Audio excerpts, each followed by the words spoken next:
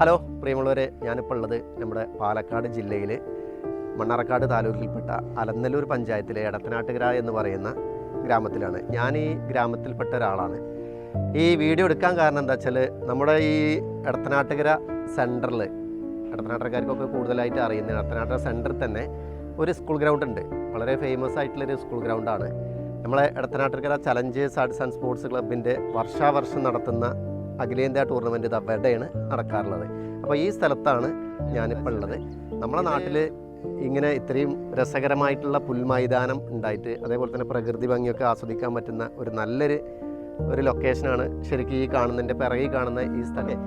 എടത്തനാട്ടുകര യുവജന കൂട്ടായ്മ സ്ഥലത്തുള്ള 27ഓളം ക്ലബ്ബുകളെ ഉൾപ്പെടുത്തിക്കൊണ്ട് നമ്മുടെ നാട്ടിൽ ഒരു അടിപൊളി ഒരു പ്രോഗ്രാം നടന്നു കഴിഞ്ഞ പ്രാവശ്യം.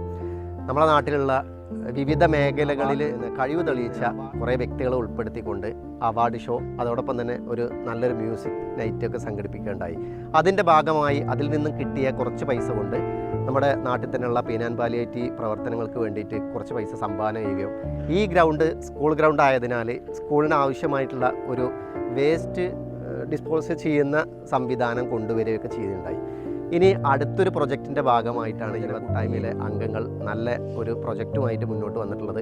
അത് മറ്റൊന്നുമല്ല, നമ്മുടെ എടത്തനാട്ടുകര ഡ്രീം ടൗൺ പ്രൊജക്റ്റ് 2024 എന്ന പേരിൽ നമ്മുടെ നാട്ടിൽ തന്നെയുള്ള കുറേ ഒഴിഞ്ഞു കിടക്കുന്ന സ്പേസുകളെ എങ്ങനെ അടിപൊളിയാക്കാം എന്നുള്ളൊരു പദ്ധതിയുമായിട്ടാണ് വന്നിട്ടുള്ളത്. ഒരുപാട് പദ്ധതികളുണ്ട്. ഈ ഗ്രൗണ്ടിൻ്റെ എൻ്റെ ബാക്കിലുള്ള ഈ നീണ്ടു കിടക്കുന്ന ഒരു 50-60ഓളം ആ ഒരു സ്പേസ് PWൻ്റെ പരിധിയിൽ വരുന്നതാണെങ്കിൽ പോലും അവരുടെ പ്രത്യേകം അനുമതി സ്കൂളിൻ്റെ സഹായത്തോടു കൂടി വാങ്ങി ഈ യുവജന കൂട്ടായ്മപ്പെട്ട അംഗങ്ങൾ ഈ പ്രൊജക്റ്റുമായിട്ട് മുന്നോട്ട് പോവുകയാണ്.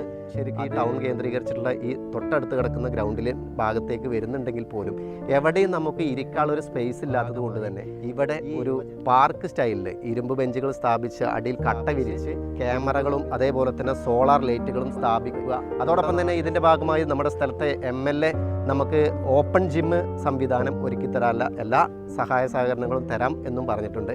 എന്തായാലും എല്ലാവരുടെയും പരിശ്രമത്തിൻ്റെ ഭാഗമായി ഇനിയുള്ള കുറച്ച് ദിവസങ്ങൾ കൊണ്ട് തന്നെ ഇവിടെ ഈ കാണുന്ന നിങ്ങൾ കുറച്ച് ഇതുവരെ കണ്ടുകൊണ്ടിരുന്ന ആ വീഡിയോയിൽ നിന്നും വ്യത്യസ്തമായിട്ട് ഒരു അടിപൊളി ഒരു പ്രൊജക്റ്റ് വരാൻ പോവാണ്. എല്ലാവിധ ആശംസകളും. അതോടൊപ്പം തന്നെ D2ഡിൻ്റെ അടുത്ത പരിപാടി നമ്മുടെ നാട്ടുകാർ എല്ലാവരും ചേർന്നുകൊണ്ട് ഇതിനെ വലിയൊരു സംഭവമാക്കണമെന്നുള്ളത് അഭ്യർത്ഥിക്കുന്നതോടൊപ്പം അടുത്ത വീഡിയോയിൽ കാണാം.